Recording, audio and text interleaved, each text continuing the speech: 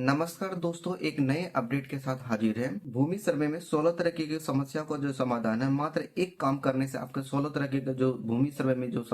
समस्या आ रही है, लगभग 16 प्रकार के जो समस्या, उन सारी समस्याओं का समाधान आपको एक काम करनी, यानी कि 16 तरीके का जो भी समस्या, उन समस्या में से कोई एक काम अगर आप काम कर लेते हैं तो आपका जो 16 तरीके का जो समस्या आ रही है, उन सारी समस्याओं का समाधान हो जाएगा। इनके साथ साथ मैं बात करूंगा कि अगर आपका जमीन में मालिकाना हक है, लेकिन साथ में अगर आपके पास किसी भी प्रकार का पेपर नहीं है, तो उस जमीन का सर्वे में किस प्रकार का आप काम करेंगे, यानी कि सर्वे में किस तरीके का आप सर्वे अपने नाम करवाएंगे। दूसरा, जमीन में दखल कब्जा है लेकिन जमाबंदी कायम नहीं है। तीसरा, रसीद नहीं कट पा रहा है। तो इस तरीके के जो भी सवाल है, ठीक है, इन सारे सवालों का जो नया गाइडलाइंस निकल के आया है, उस गाइडलाइन के जरिए से मैं आपको बताने वाला हूँ कि इस वीडियो में ये सारे सवालों का जवाब मैं आपको इस वीडियो के माध्यम से देने वाला हूँ। हेलो दोस्तों, नमस्कार। मैं आपका दोस्त मोनू शर्मा स्वागत करता हूं अपने यूट्यूब चैनल इन्फोबिस समाज। दोस्तों, वीडियो पसंद आता है वीडियो को एक लाइक कर दीजिएगा। चैनल पर नए होंगे तो प्लीज चैनल को जरूर सब्सक्राइब करके जाइएगा। चलिए दोस्तों, कमल का वीडियो को स्टार्ट करते हैं। बिहार में भूमि सर्वे के लिए जो भी बहुत अलग अलग तरीके की समस्या निकल करके आ रही है, और इस समस्या को समाधान के लिए बिहार सरकार जो भी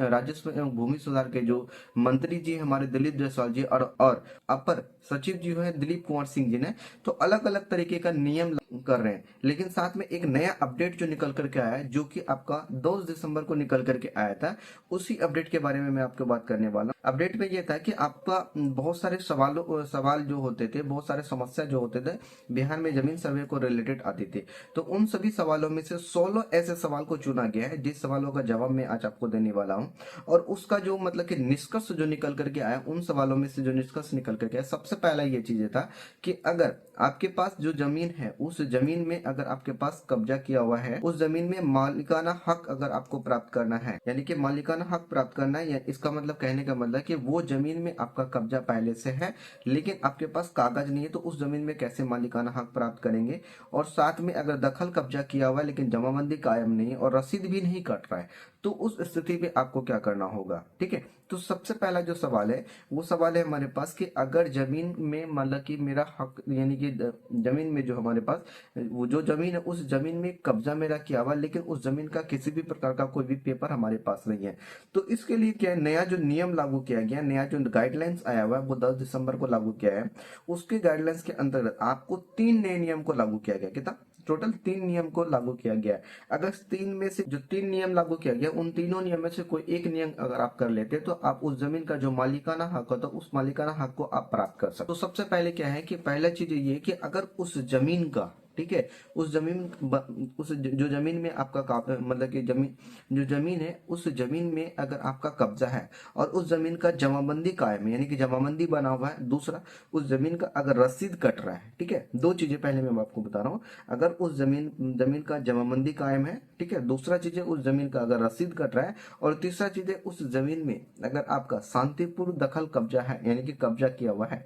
तो उससे रिलेटेड कोई दिक्कत नहीं होगा, उसमें आप सर्वे करवा सकते हैं, उसमें कोई दिक्कत परेशानी नहीं होगी। लेकिन इसके साथ साथ अगर उस जमीन में, ठीक है, उस जमीन का किसी भी प्रकार का कोई भी पेपर नहीं है, चाहे वो जमीन का मालिक आप हो, लेकिन आपके पास वो पेपर अवेलेबल नहीं है, चाहे किसी भी कारणवश हो, तो उसमें क्या होगा, तो उसमें से दूसरा जो अपडेट निकल करके आया है, उसके दूसरा अपडेट में ये कहा जा रहा है क्या, जिस जमीन पर मालिकाना हक लेना चाहते हैं उसके चौहद्दी के जमींदारों का बयान भी मान्य होगा। ठीक है, इसका कहने का मतलब ये है कि दूसरा पॉइंट ये है कि जो जमीन का अगर आपको मालिकाना हक प्राप्त करना होगा, ठीक है, मान के चलते कोई प्लॉट है, उस प्लॉट में आपका पहले से मतलब कि उसमें मतलब कि कब्जा किया हुआ है, और उस जमीन का अगर आपके पास पेपर नहीं है, ठीक है, तो उसका पेपर का जो वो पेपर नहीं है उस जमीन का, तो उसमें जो सर्वे करवाएंगे, तो वो सर्वे किस प्रकार करवाएंगे, क्योंकि आपके पास तो कोई पेपर है ही नहीं, तो फिर सर्वे कैसे करवाएंगे। तो उसके लिए क्या होगा कि अगर उस प्लॉट का, जिस प्लॉट में आपका कब्जा, उस प्लॉट का जो चौहद्दी होगा, ठीक है,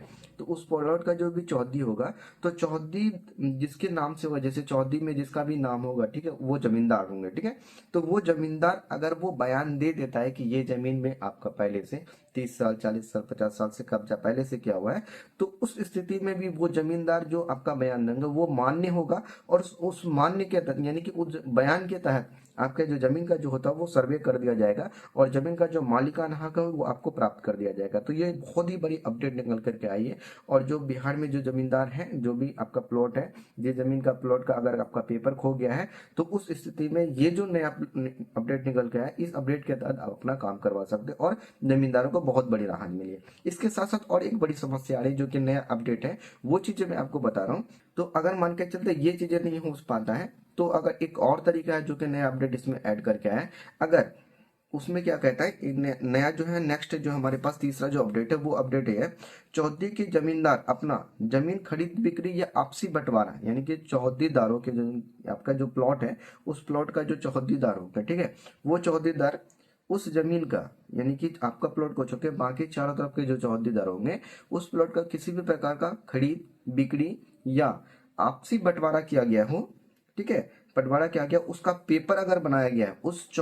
पेपर जो बनाया गया होगा उस पेपर में अगर चौहद्दी में आपका नाम दर्शा दिया गया होगा तो भी आप जमीन का सर्वे कर सकते हैं। मतलब कहने का मतलब ये है कि मान के चलते हैं जो भी आपका प्लॉट है, जिस प्लॉट का आपके पास पेपर अवेलेबल नहीं है, उस